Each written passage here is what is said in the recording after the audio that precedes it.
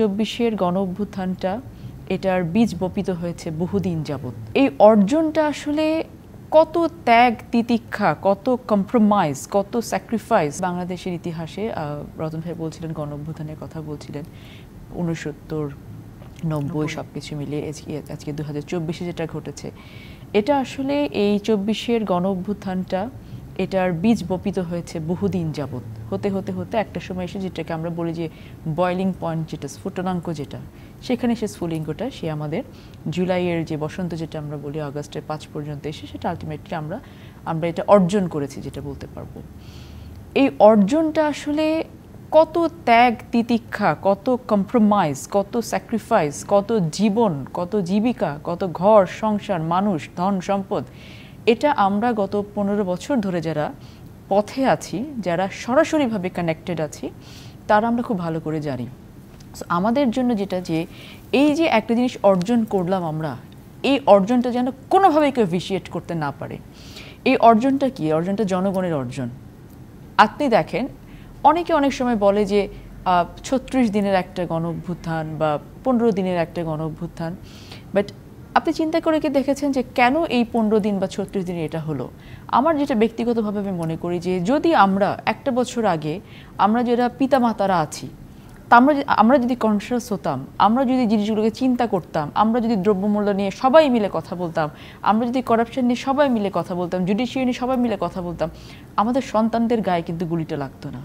আজকে আমি নেমেছি কেন? কারণ আমার সন্তানের গায়ে গুলি লেগেছে।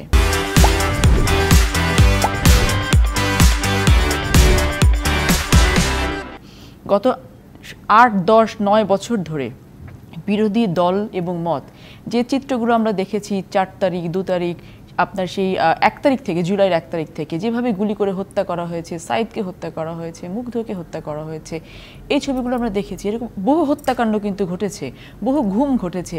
এই বাবা মারা কিন্তু মানে অত্যাচারিত হয়েছে, তারা আহাজারি করেছে, তারা বিচার চেয়েছে, কিন্তু আমরা কিন্তু কান দিই নাই। কান দিই না কেন? তখন আমরা মনে করেছি এটা একটি রাজনৈতিক দল বা কিছু বিরোধী রাজনৈতিক দলের দায়িত্ব, তারা এই কাজটা করছে। কিন্তু যখন এটা আমরা বরাবর বলেছি যে এটা কিন্তু প্রত্যেকের গায়ে আসবে, যখন প্রত্যেকের গায়ে আসবে তখন কিন্তু আর এটা ইন্ডিভিজুয়ালিটি থাকবে না, এটা একটা ইনক্লুসিভ থিং হয়ে যাবে, যেটাই আসলে ঘটেছে এই 5 তারিখে।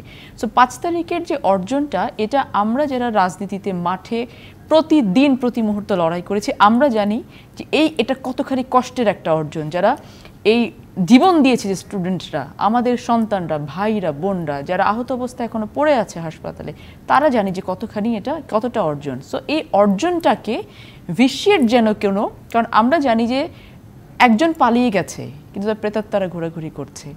একটা ফ্যাসিস্ট রেজিম, আপনি কিন্তু আওয়ামী লীগকে উপরে ফেলতে পারবেন না, it's a big political party, কিন্তু এই পলিটিক্যাল পার্টির অনেকে আছে, এদের ভেতর থেকে যেন কোনো কিছু মিলিয়ে কেউ যেন এই জায়গাটাকে ধ্বংস করে আবার কোনো কিছু করতে না পারে, যেটা আবার ফ্যাসিস্ট রেজিম কায়েম হয়।